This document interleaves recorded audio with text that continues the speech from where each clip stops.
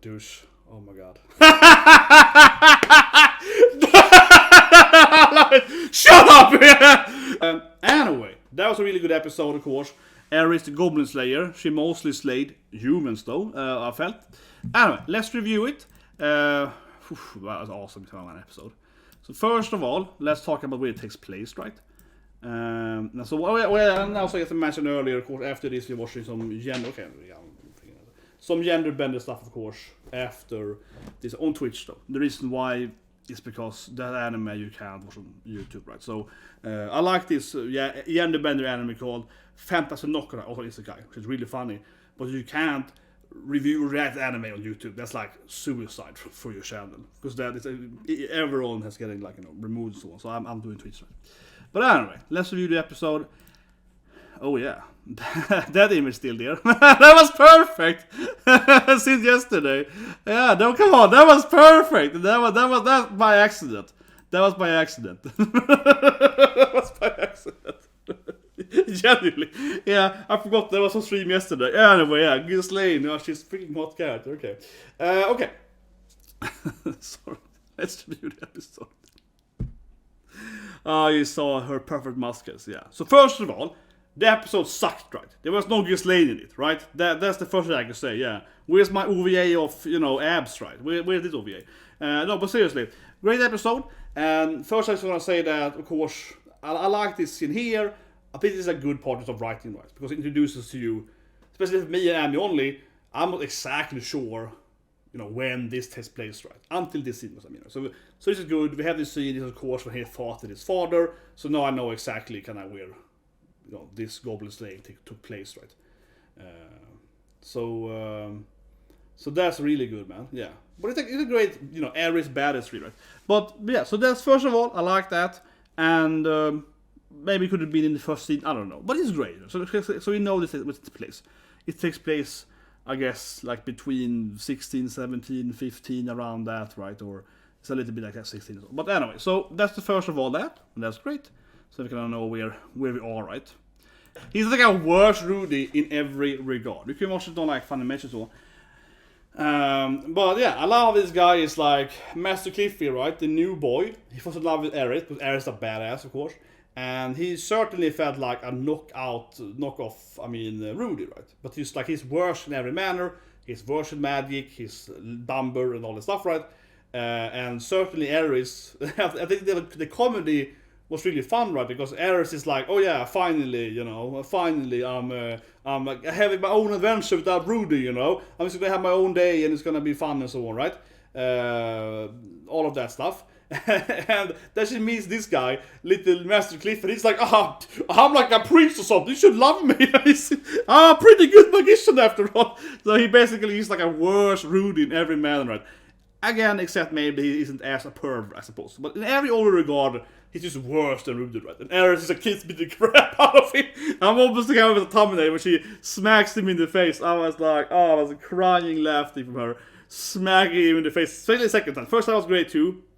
The first time when he's just like calls her ugly and we know she's gonna kick his ass, right? But the second time when he was like, I get to that scene the second time. Come on! It's so beautiful! I just love it! How he's like, you could barely beat those guys without me, right? He just smacks him immediately. He's like, shut up! Oh god, this scene was comedy gold, man. Again, because the first scene, that was typical, aggressive Sundra Eris, right? But it's the second scene here. I think honestly it's really good writing. It's a comedy, right? But it's a good writing in how Mushoku Tensei is a serious anime, right? People get killed and some whatever scene and R scene and whatever, some sex stuff and so on. Mushoku Tensei is a very, it has all these sex jokes or whatever, right? But it's also a very serious anime with characters actually get killed and so on, which was one of the strengths of the anime, right? And clearly, this is the point here, is that clearly she let Cliff, right, go with her because she sees Rudy in him, but of course he's like a really bad Rudy, but she sees Rudy in him, right? And she feels like, maybe I can give him some, life advice. I'm gonna give him some, extra advice how to survive, goblins or whatever, right? She clearly picks her with to be, okay, fine, I will, teach you some survival skills, right? As a hero, right? And he's just like, you could barely beat us. And she's like, shut up, weakling, So I think it's a great point, right? Because it shows you how Eris, this is her Sundra way, right? Of teaching him this is real life, shut up, stop being this pompous idiot, right, that is delusional about your own skills or whatever. This is her way of saying that I'm 10 times stronger than you. You can beat the goblins, I can do it easily. Don't come here with your bullshit about, oh, I'm charging my attack, or, oh, well, the bush was in the way, or whatever bullshit, He's like, shut up with the bullshit, this is reality, stop that, get off, whatever, you high horse one. So, it's about a funny scene, but I also feel it's a good, Eris lesson moment, right? This is like she's teaching him how to, survive or whatever. Out in the wild, right? But also, I just love it because it's just an Eris thing too. She just smacks him. She's like, without one, like, he's like, shut up. Yeah, it's like immediately, it's like, goddamn, I hate you. So it was a really beautiful scene, I think. Probably the best scene. No, but convinced that. But again, I really think it kind of emphasizes, the seriousness, right, of this anime. Because we know that character can die. We know the plot armor and so on isn't really as relevant, right? One of the good parts of this anime is that certainly they have plot armor, right? But you still feel like some of the characters can die. You know what I mean? Like, I don't say she's gonna die, but I wouldn't be surprised, if like maybe mom is lost, right? I think I can say mom, right? But again, I wouldn't be overly surprised if something bad happened to mom. Maybe she's alive, but maybe she got ordered some blood. Who knows, right? This anime is kind of dark, right? In that sense. And for that matter, I say it briefly, but yesterday I did this Annie Award roast, right? Which was mostly just me joking about how Annie Award is bought by Disney and so on. And it has no value, right? Because Disney and Riot Games pays for everything, so it has no real value. But I just find it funny that, I compared, of course, Tenchi, right, with Arcane. Arcane won every category, and they had no animes in any categories or whatever, right? But I said here, I found it so funny that basically everyone, like, defending that decision in the comment section, check out my video yesterday, everyone defending it are basically like, oh, well, every anime is just like two guys screaming and fighting, And I'm just like, yeah, okay, I see. So you've seen like Dragon Ball and maybe like Naruto. You know what I mean? Not to be that guy, but so far, every person I read in the comment section saying why this anime is worse than Arcane, right, has obviously not seen this anime. I'm not saying that Arcane is bad. I'm not saying that Mushoku is the greatest thing ever. Yes, I am. But I'm not saying that, but I'm just saying that the argument I see, right, I think it's so funny because people that usually, the two different people, right? People that either hate this anime have never seen it, right? They've never seen it, right? They always some kind of incel, perv main character, they just hate it without seeing it, right? And the second people haven't, they have their whatever controversial issues, right? But anyway, the first group I think is very common, right? They never seen the anime, they only heard about it, it's controversial, and they have seen animes like, Naruto or One Piece, right? I think that every anime is like those. And I mean, yeah, people, oh yeah, sure, like Non Byaru and Mushoku Tensei, clearly the same genre. but anyway, I digress. I think it's funny that people that aren't really into anime, right, and why they want to defend Arcane is the best animation ever, right? Again, I don't even dislike Arcane, but I'm saying that I just find it funny that I found that they don't seem to think that anime has a medium, right? Anime, of course, has many different genres, but they're like, for them it's only one genre, shonen. But anyway, I just think it's hilarious. I kind of want to do this thing, right? Anyway, I digress. Let's go on. So, this girl is clearly important for the religious war that they're having, right? So kind of legal war, perhaps. And I don't know, honestly, right? I don't feel the anime is the one really address this thing, that there is some kind of like religious conflict. But it certainly seems to be two different religious sides, right? To have the Pope and some bishop or whatever, and the fighting and so on, right? Which is very typical for European history. And of course it's anime, as most of the isekai is also kind of medieval Europe. And yeah, I mean, if you ever read about the League War, which is this war that took place, 17th century, it's like 1606 to 1636, something like that. Oh no, it's like 1616 to 1646, something like that. Okay, beginning of 17th century. Anyway, that war is called the 30-year war, or the League War. So yeah, of course Europe has a lot of this stuff. So the League War then is this classic war between the Protestant Church and the Catholic Church, right? And it has four main conflicts, and it most take place in Holy Roman Empire, right? So Holy Roman Empire is basically Austria and part of the German city-states. And also other parts like Böhmen and so on. which is Czechia today, but like Burma and so on. So anyway, of course, Europe has a lot of these like back and forth war, right? In those who are particular, right, they're fighting who's gonna be the right Christian, right, and so on. And of course, Europe can split to this day, right? So it's something, I see it's something like that, right? There's some demons involved, who is pro or against that, right? And trying to kind of argue something like that. So it certainly feels inspired by a typical League war or something similar, right? That being said, correct me if I'm wrong, I don't think they really addressed anything of that in the normal season, right? So I would just guess here, right, that these two characters are of course going to be important to some extent. I'm not saying they're going to be the main importance, right? I don't think so. But they might be important, or I would hope at least, right, in of course season 2, that they would like be some kind of like, you know, yeah, it could be like an arc, right? Yeah, that would be my guess. This is not going to be the main storyline, I don't think so, later on.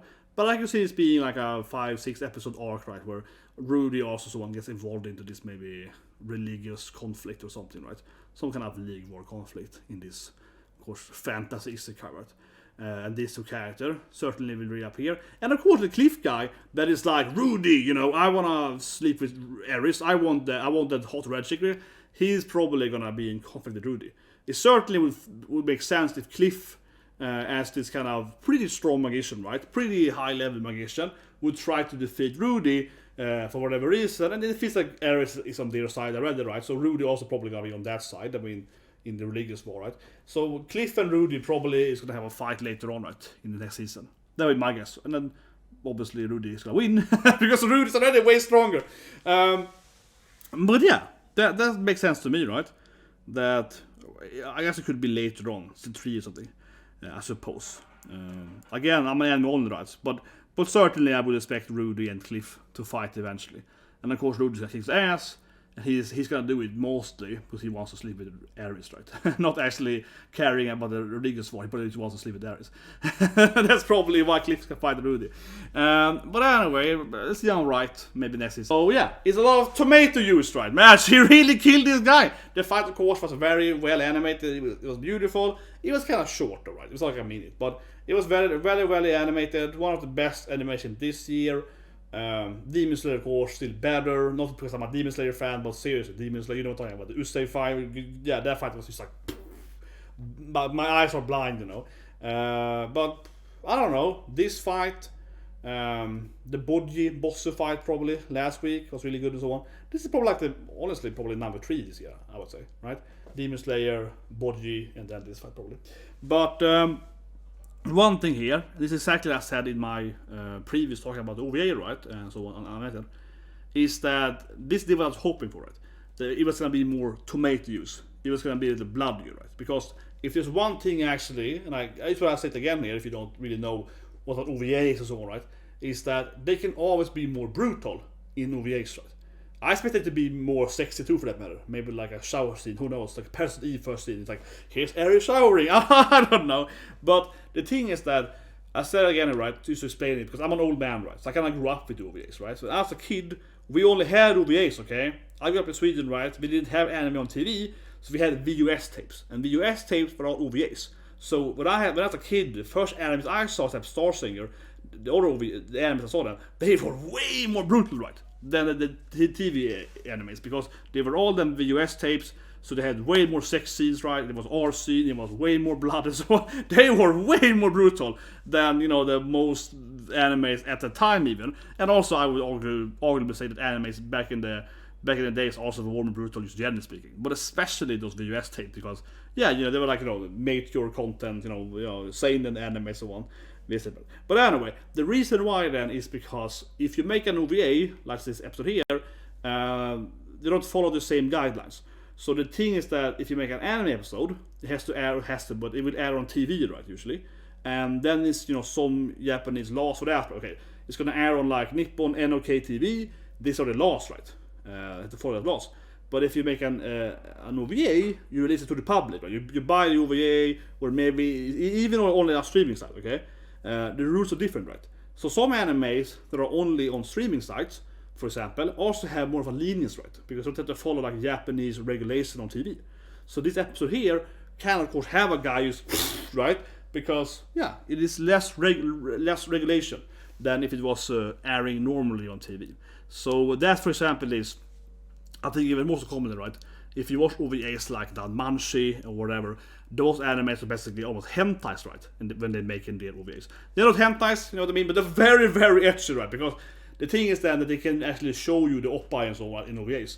So yeah, of course, many of these, you know, harem shows, right?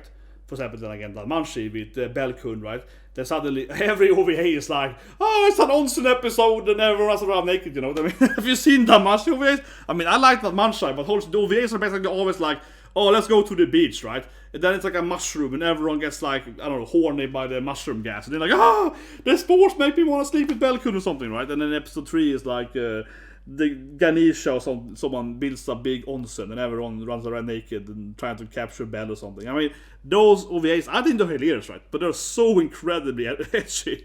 And again, of course, the reason why is because, yeah, you can also be way, way more sexual, right, in an OVA than you can be on TV, right?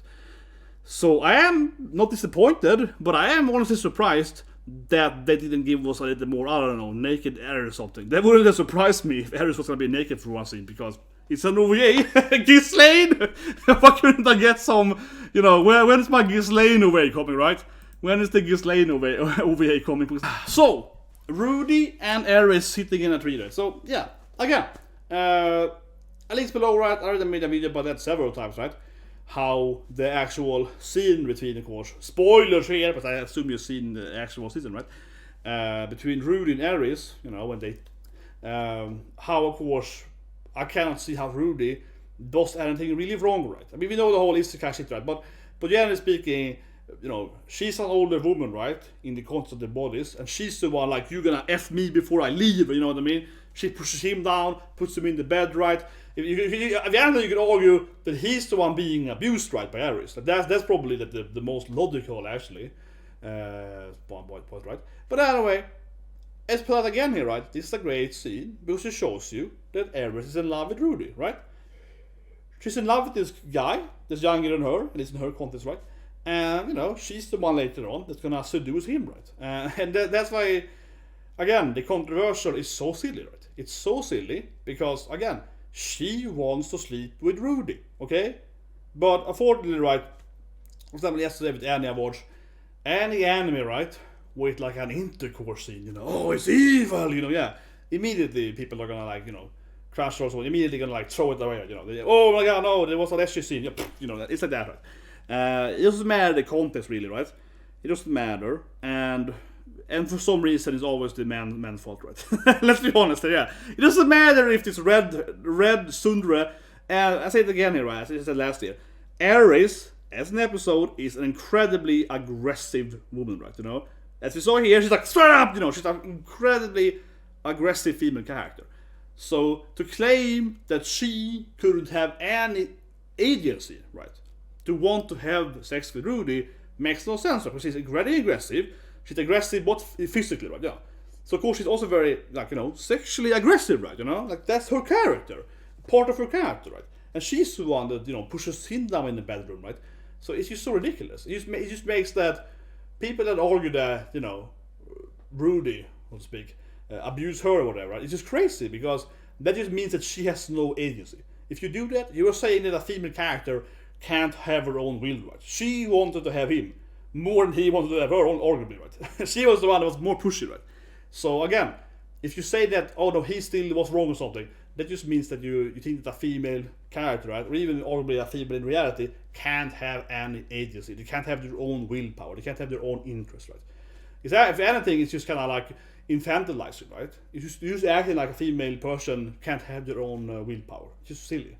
That's why I think it's so ridiculous. People complain about Rudy and Eris, right? Because it's just like, oh, okay, so you don't think that a woman can have their own interests or hobbies or whatever, right? This is kind of how I see it. But anyway, guys, that's the review again, right? Really nothing wrong. And check out my videos. I'll leave a link below for those videos, of course, talking about the X scene and so on, and my favorite sarcasm scene of that. That was a great episode, really. Oh man, who doesn't love little Eris running around, killing everyone, goblin slaying, killing priests or something? Something like that. Something like that. Yeah, they were like priest assassins. Really so. But anyway, guys, I'll take a short break, and then I'll see you guys on Twitch, right? For, of course, some gender bender fun stuff, you know. I really love the anime. I freaking love the anime. Get your card! I think it's awesome. Generally speaking, in my opinion, the best comedy so far is fantasy gender bender. It's just really funny with her like, get your card! But anyway, again, that's on Twitch, right? Because I'm gonna take the chance. We already seen 2 other YouTubers having the videos and so on. So, yeah, I love the anime, but that's one of those. So on Twitch, I do, you know, riskier animes, right? That people have issues on YouTube. Right? So I'll see you guys in a few minutes on Twitch, and also watching Kenya, the grandkid, Grand Jenna Band too, right? And that's supposed to be anime. So I'll see you guys and have a great day.